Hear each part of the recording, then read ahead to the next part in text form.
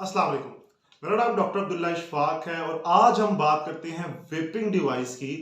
University, college, school के students के अंदर बहुत कॉमन देखा जा रहा है। उसके अलावा एक ट्रेंड बना हुआ है आजकल शीशे का और वेपिंग डिवाइस का। तो आम तासुर ये है कि लोग समझते हैं कि शायद ये सिगरेट का ऑल्टरनेटिव है या फिर इसका कोई नुकसान नहीं है। तो आज मैं आपको बताता हूँ कि वेपिंग और शीशे के क्या नुकसान है। बहुत इंपॉर्टेंट वीडियो है, लाजमी सुने। और सबसे पहले जो वेपिंग डिवाइस आजकल आप देखते हैं हर बच्चे के हाथ में, वो लड़का है लड़की है, बहुत कॉमन है। एक डिवाइस पकड़ी होती है और धुआं निकाल रहे होते हैं, इनहेल करते हैं वेपर्स वेपिंग डिवाइस के। तो जो सबसे कॉमन साइड इफेक्ट है, जो कि इस पे रिसर्च भी अभी चल रही है, उसको हम कहते हैं EVALI, which is vape associated lung injury. इसके अंदर होता क्या है कि सांस चढ़ता है बहुत ज्यादा, खांसी और हार्ट रेट इंक्रीज रहता है, बीपी जो है उनका वो रेज रहना शुरू हो जाता है। उसके अलावा जो है वो गला खुश्क रहता है, इरिटेशन होती है। उसके अलावा डायरिया, वॉमिटिंग, ये बहुत कॉमन है इस ई वाली के अंदर। अब ये जो सिम्टम्स मैंने आपको बताए हैं ई वाली के, ये मिलते जुलते हैं निमोनिया के साथ। अब जब इन लोगों का ब्लड कल्चर किया गया तो देखा गया कि इसके अंदर ऐसा कोई पैथोजन नहीं है जो कि निमोनिया करवाता है।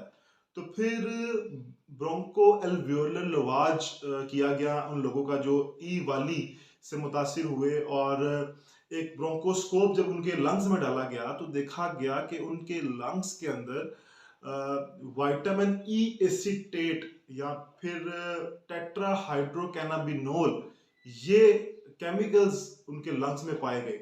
और बाद में जब एनालाइज किया गया तो ये केमिकल्स उस वेपिंग डिवाइस के जो वेपर्स है उसके अंदर मौजूद थे।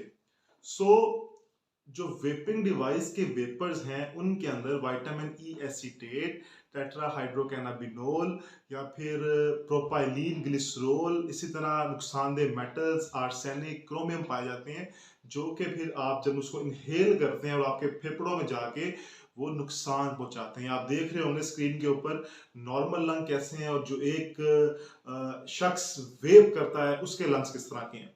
तो ये चीज गलत है कि वेपिंग का कोई नुकसान नहीं है। इसके अलावा सैगी फेस हो जाता है या प्रीमेच्योर जल्द बूढ़ा होना शुरू हो जाता है इंसान, आपकी इम्यूनिटी वीक रहती है, एक्नी जो है वो बहुत कॉमन है जो लोग वेप करते हैं। इसके अलावा दिल के मसले मैंने बताया, हार्ट रेट बढ़ना शुरू हो जाता है, पेल्पिटेशंस रहती हैं, बीपी इंक्रीज रहता है। फिर न्यूरो डिजेनरेटिव डिसऑर्डर्स इन लोगों में बहुत कॉमन है जो वेपिंग करते हैं। इसके अलावा coughing, shortness of breath, dizziness, सर दर्द की शिकायत करते हैं। तो ये इलामात हैं जो कि साइड इफेक्ट्स हैं वेपिंग के। इसके अलावा अगर जिनको पहले से मसला है, कोई अस्थमा का मसला है या फिर वो सीओपीडी का शिकार है, तो वो अगर वेप करेंगे तो उनका अस्थमा का जो अटैक है वो सीवियर हो सकता है। इसी तरह सीओपीडी जो है वो उसका शिकार हो सकते हैं, तो उनका जो नॉर्मल लंग फंक्शंस हैं वो काफी डैमेज हो सकते हैं। तो ये नुकसानात हैं वेप करने के, वेपिंग करने के। अब जो लोग ई वाली का शिकार हुए, एक रिसर्च के मुताबिक जो लोग ई वाली यानी वेप एसोसिएटेड लंग इंजरी का शिकार हुए हैं वेपिंग की वजह से, उनमें से 2 to 4% लोगों की एक रिसर्च के मुताबिक डेथ हुई है। तो मोर्टेलिटी रेट ई वाली का 2 to 4% है। तो आप खुद अंदाजा लगा लें कि विटामिन ई एसीटेट या फिर टीएचसी टेट्रा हाइड्रोकैनाबिनोल जो इस वेपर्स के अंदर पाया जाता है कितना नुकसानदेह है आपके फेफड़ों के लिए। वैसे विटामिन ई एसीटेट हम आम खुराक में भी इस्तेमाल करते हैं, हमारी बॉडी की रिक्वायरमेंट भी है, लेकिन जब ये आपकी सांस की नाली में जाएगा तो बहुत नुकसान पहुंचा सकता है आपको। और एक रिसर्च के मुताबिक अगर आप एक वेप के 15 पफ अगर आप ले रहे हैं तो वो एक सिगरेट के बराबर है। तो जो आम तासुर ये है कि वेप के नुकसानात नहीं है। तो आप अभी गूगल पे जितनी भी रिसर्चेज हैं वो उठा के देख लें, और अभी भी जो वेपिंग डिवाइस है उस पर रिसर्च चल रही है। इसके बाद बात करते हैं शीशा की। शीशे का ट्रेंड भी आजकल बहुत कॉमन है। हालाँकि पाबंदी लगाई हुई है हुकूमत ने शीशे के ऊपर।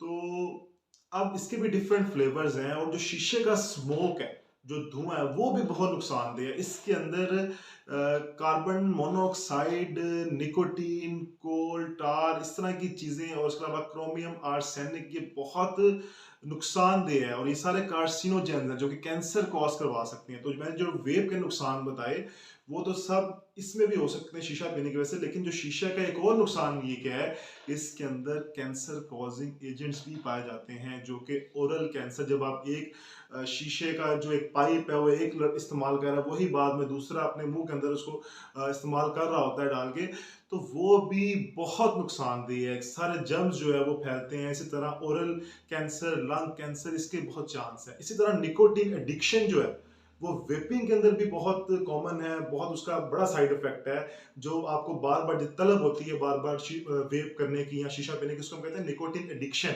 इसी तरह शीशे के अंदर भी ये बहुत कॉमन है।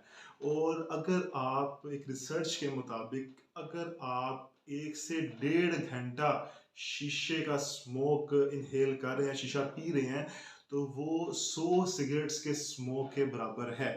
तो ये इतना नुकसानदेह है, शीशा भी और वेप भी। तो आजकल इसको ग्लैमराइज किया जा रहा है, ठीक है, इतने इस पे पैसे खर्च होते हैं कि सिर्फ लोगों को दिखाने के लिए कि जी मैं भी शीशा पीता हूँ, मैं मेरे पास भी एक वेपिंग डिवाइस है। अब एक और बड़ा इंपॉर्टेंट क्वेश्चन है, जो लोग वेप करते हैं तो उनसे अगर पूछा जाता है तो वो कहते हैं जी हम सिगरेट हम पहले पीते थे, वो छोड़ने के लिए हमने वेप करना स्टार्ट किया है। इसका क्या जवाब है?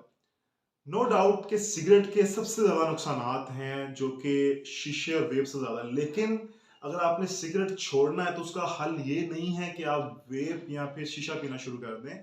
सिगरेट छोड़ने के भी बहुत से तरीके हैं, उस पर मैं एक अलग वीडियो बनाऊंगा कि आपने स्मोकिंग को, इसके लिए आप जो है वो साइकियाट्रिस्ट या फिर जो डॉक्टर से अपने जो मेडिकल प्रोफेशन है उससे रजू करें।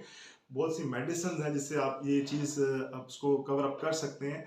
लेकिन फिर भी अगर आप ये समझ रहे हैं कि सिगरेट जो है वो ज़्यादा नुकसानदेह है, वेप जो है वो कम नुकसानदेह है, तो उस बात में अगर आप उसको किसी और तरीके से सिगरेट नहीं छोड़ पा रहे तो फिर ये कहा जा सकता है कि सिगरेट तो बहुत नुकसानदेह है, उसका जो धुआं है उसके अंदर बहुत ज़्यादा केमिकल्स हैं जो कि आपको नुकसान पहुंचा सकते हैं।